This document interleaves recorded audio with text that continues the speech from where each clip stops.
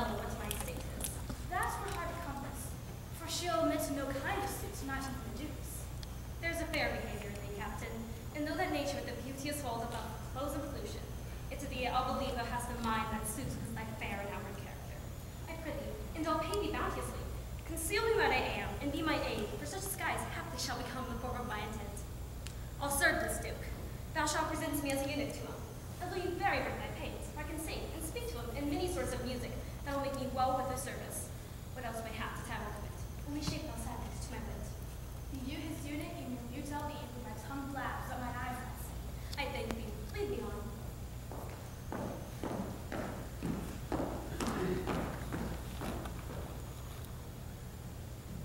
What a plague means my niece to take the death of a brother thus? I'm sure it cares an enemy to life. By my troth, Sir Toby, you must come in earlier o' night. Your cousin, my lady, takes great exceptions to your ill hours. Well, let her accept before accepted. Hi, but you must confine yourself with the modest limits of orders. Confine? I'll confine myself no finer than I am. These clothes be good enough to drink in, and so be these boots too. And be they not, let them hang themselves in their own straps. That quaffing and drinking will undo you. I heard my lady talk of it yesterday. And did the foolish knight you brought in here one night to be her wooer? Who, Sir Andrew Arguchi? Aye, he. Why, he's as tall a man as any in Illyria.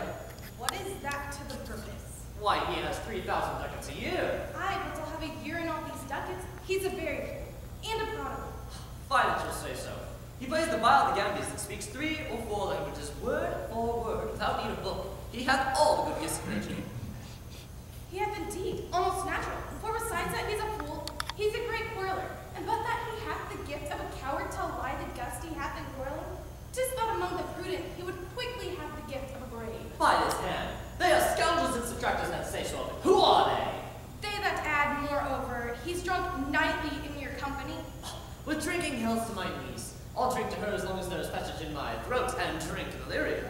He's a coward and a courtier that will not drink to my niece till his brains turn to the toe like a parish top. What a wench! Oh, Castigliano Volgo, for here he comes, Sir Andrew Arguface. Sir Toby Belch. How now, Sir Toby Belch? Sweet Sir Andrew. Bless you, fair shrew. And you too, sir. Of course, Sir Andrew, of course. What's that? My niece's chambermaid. Good mistress, of course. I do desire better acquaintance. My name is Mary, sir. Good mistress, marry a cock. You mistake, knight. A cost is fronting her, broad her, woo her, assail her.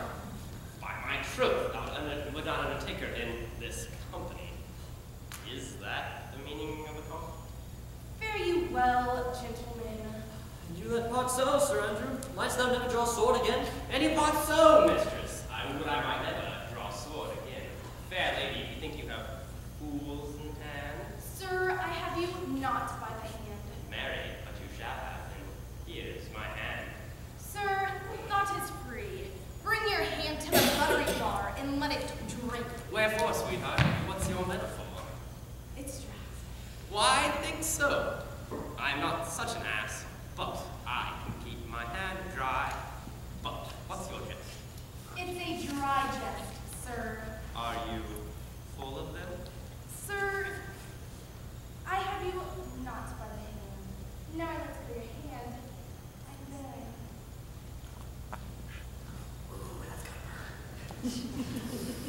Ah, knight, thou likest come of Canary. When did I see thee so put down? Never in your life, I think. Unless you so see Canary put me down. Sometimes methinks I've no more wit than a Christian or an ordinary man has. But I'm a great eater of beef, and I believe that it does harm to my wit. No question.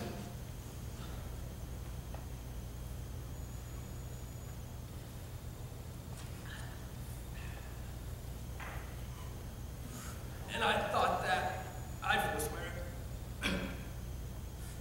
I'll go home tomorrow, Sir Toby. Pourquoi, my dear knight? Pourquoi, do or not do, wish I would have bestowed the time and the tongues I'm in fancy dancing and bear making. Oh, had I but followed the arts. Hadst thou had an excellent head of hair. Why would that have mended my hair? Fast question, for thou seest it will not curl by nature. It becomes well enough, doesn't it? Excellent. It hangs like flax on the staff. And I hope to see a housewife take thee between her legs might be seen, and if she be, it's 4 to 1 she'll none of me. The count himself is hard by woo her. She'll none of the count, she'll not match above her estate in degree, in years nor wit. I've heard her swear to it. And there's life in it, man. Fine. I'll stay a month longer.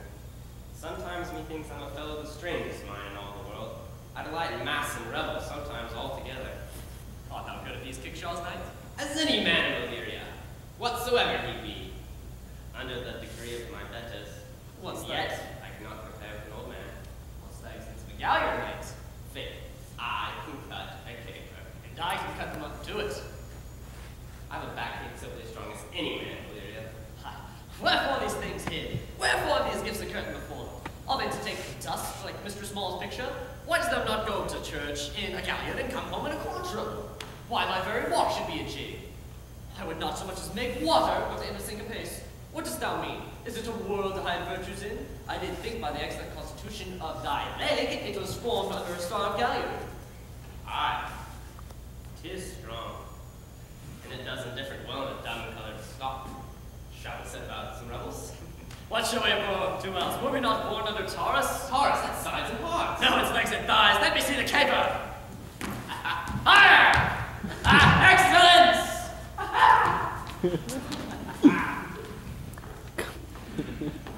If the Duke continue these favors towards you, Cesario, you are like to be much advanced. He has been here but 3 days, and already you are no stranger.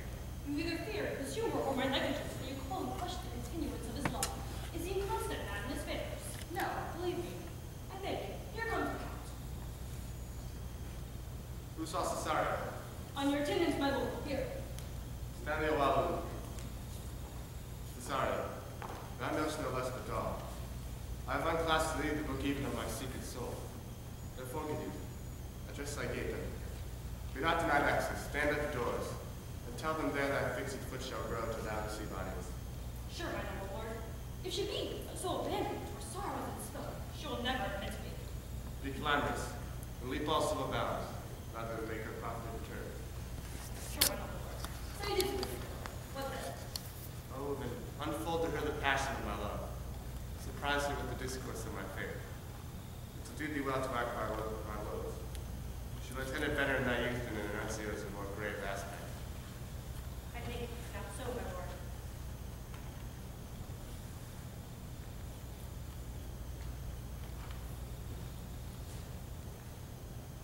Cannot be true. Dear I believe it. For though they have yet to belie thy happy years to say thou unto man, thine as lips often were smooth and rubious. Thy small pipe possessed a maiden's odor, shrill and sound, and all is somewhat of a woman's part. I know thy constellation is right after this affair. Prosper well in this, and thou shalt live as freely as thy lord, to call its fortune's thine. I'll do my best to relate. It's with a barth of strife. Who are I who myself will be his wife?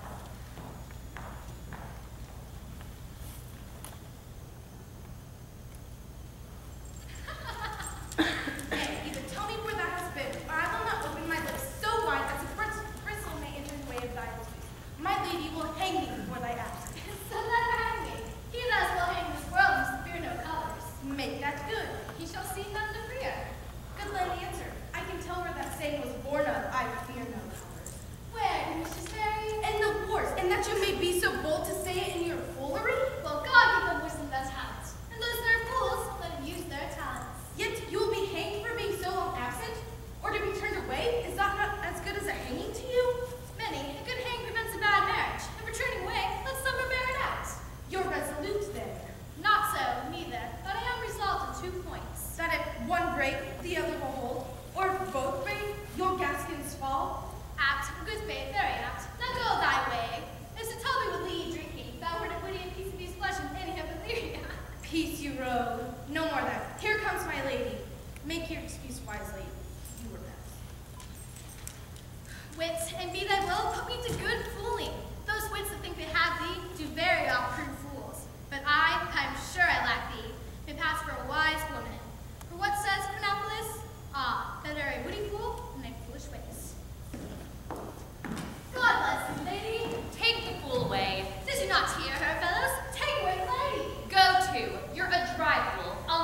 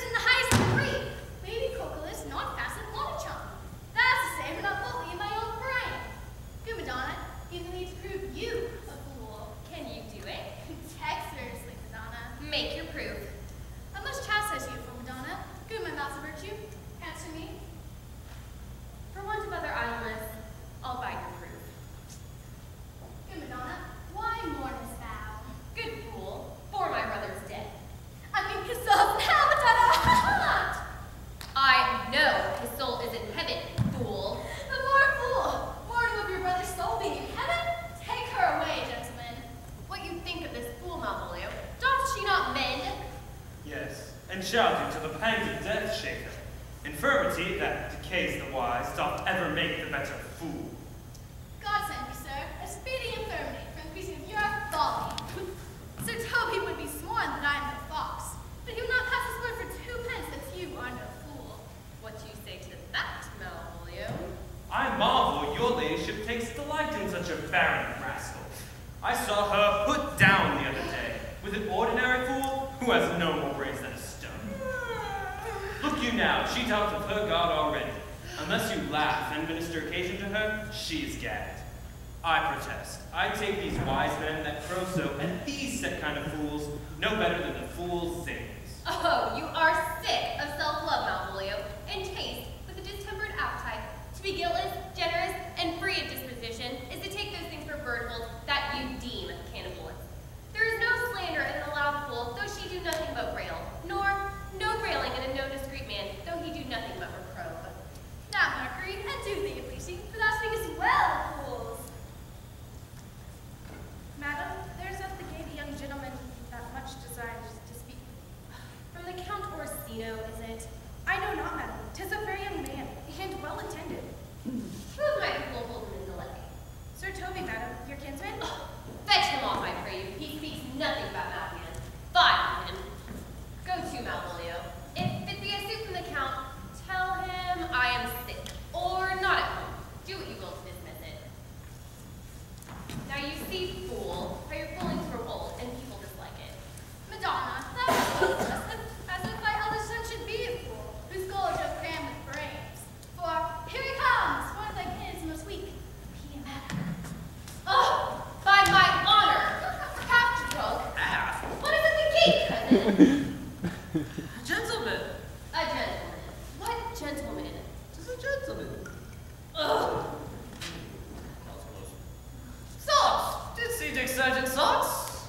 This says out to you. Cousin, how have you come so early by this lechery? Lechery, I defy lechery. There's one at the gate. I'm Mary, what is he? And be the devil any will. I cannot. Give me faith, say I.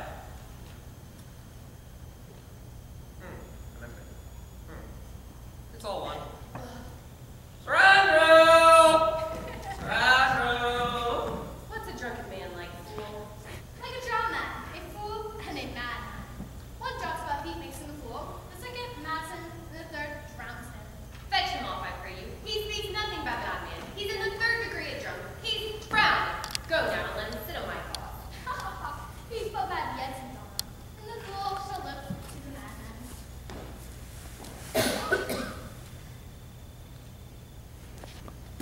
Mal, yon young fellow swears he will speak with you. I told him you were sick. He takes on him to understand as much, and therefore comes to speak with you. I told him you were asleep. He seems to have a foreknowledge of that, too, and therefore comes to speak with you.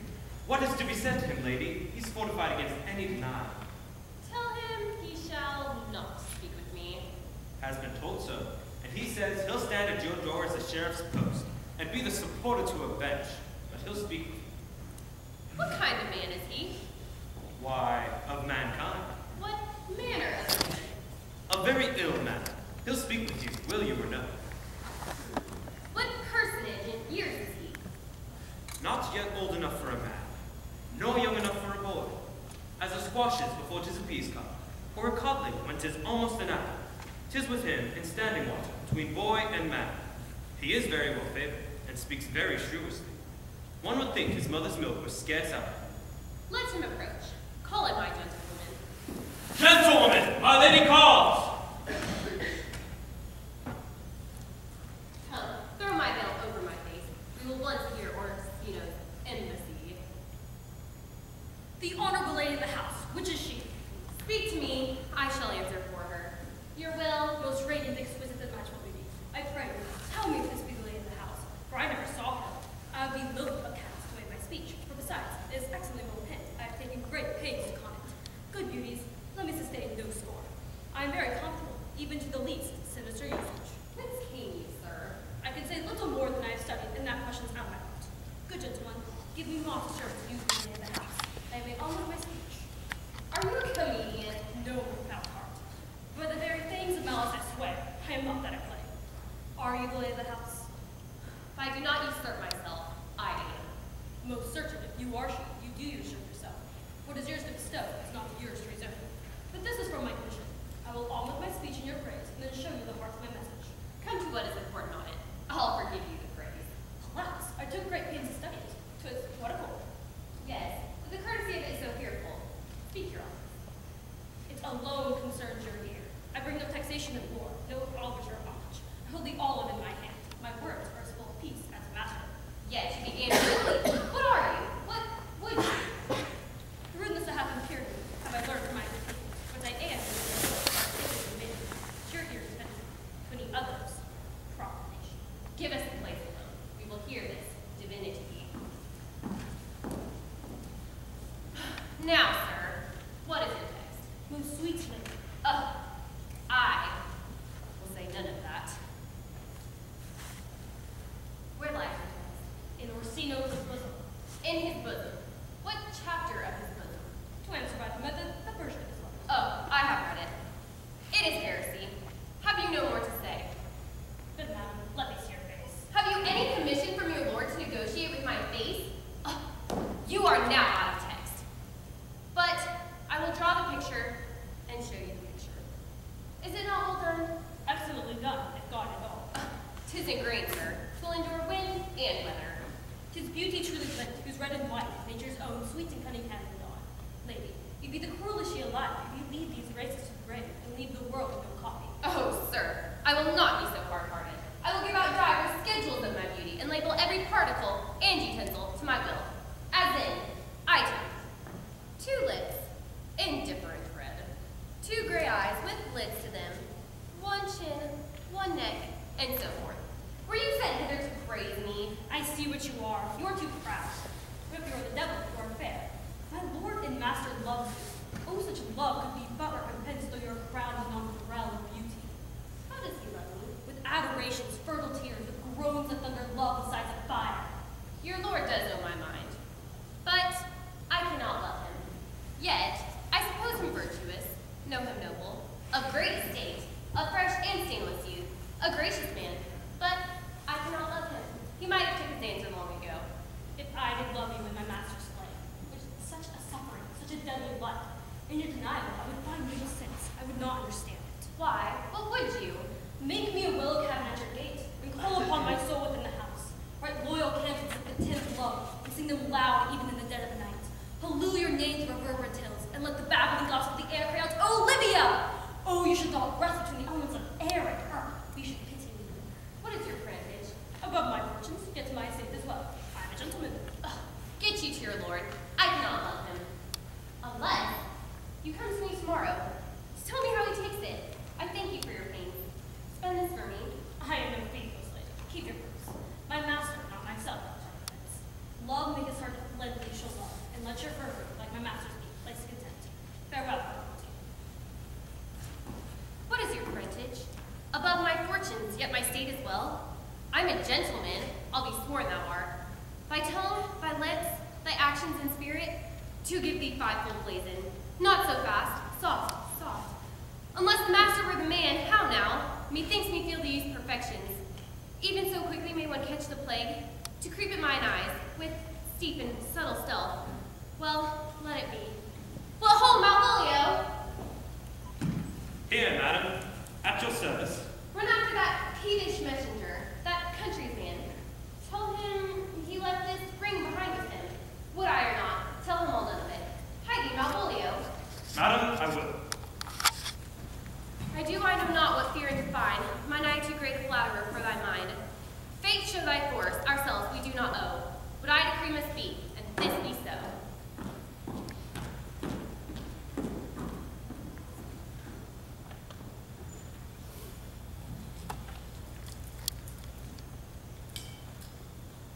Will you stay no longer, or will you not that I go with you? By your patience, then, my stars shall not go malignancy my fate my grasp yours. Therefore, I shall crave you your leave, and bear my own, for a bad recompense for your love to live in the morning. Let me know of you whither you are bound. No, sooth, sir, I charge voyage to the extravagance, and I pursue you against such a monster, you will not escape from your own. Therefore, in charge of me, man, I want to express myself. You must know me then, my name is Sebastian, in which we call a Greek. father was at Sebastian, Vesseline, whom I know good. He left behind with him myself and my sister, both born now. The heavens were pleased, he would have settled with him. But you, sir, you all know that. But somehow the faith of reached the sea, my sister was drowned. The last of the day. The lady said, though it said too much resembled me, yet many accounts are beautiful. Though it cannot with such a stimble wonder the father lose that. This far, I boldly published it. The royal mind, even ending cannot be yet called dead. She's already drowned, so with salt water, but I seem to drown her remembrance of me more. Pardon me, sir. Your bad companion. Oh, good, Antonio. Forgive me, fellow. You will not murder me for my love. Let me be your servant. You will not undo what you have done, that is, kill him, desire not. Fair you know that once my heart is full of kindness, and I'm so, upon the least occasion, more my eyes tells me, I'm bound to count all scenes for. Farewell. The gentleness of all the gods go with thee. I have many enemies in Orsino's court, so I would very shortly see thee there. But come what may, I do endure thee so. The danger shall see sport, and I will.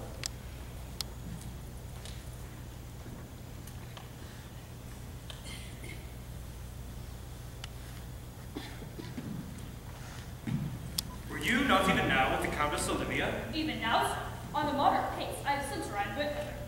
She returns this ring to you, sir. You might have saved me my pains to have taken it away yourself. She adds, moreover, that you should put your lord into a desperate assurance that she will none of him. And one thing more, that you be never so hardy to come again in his affairs. Unless it be to report your mistaking of this. Receive it, sir. She took the ring of me, I'll none of it. Come, sir, you peevishly threw it to her, and her will is it should be so returned. If it be worth stooping for, there it lies in your eye. If not, be it his that finds it. I left no ring with her. What means this lady? Fortune forbid my outsides have not charmed her. She made good view of me, indeed so much that sure me that her eyes had lost her tongue, for she did speak and starts distractedly. She loves me sure. The cunning of her passion invites me in this churlish messenger. None of my lord's ring, why he sent her none. I am the man, and if it be so as 'tis, poor lady, she better live a dream.